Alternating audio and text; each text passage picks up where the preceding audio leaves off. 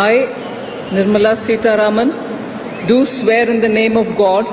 that I will bear true faith and allegiance to the Constitution of India as by law established, that I will uphold the sovereignty and integrity of India, that I will faithfully and conscientiously discharge my duties as a Minister for the Union, and that I will do right to all manner of people in accordance with the Constitution and the law, without fear or favor,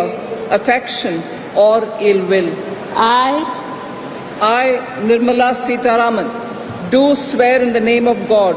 that I will not directly or indirectly communicate or reveal to any person or persons any matter which shall be brought under my consideration or shall become known to me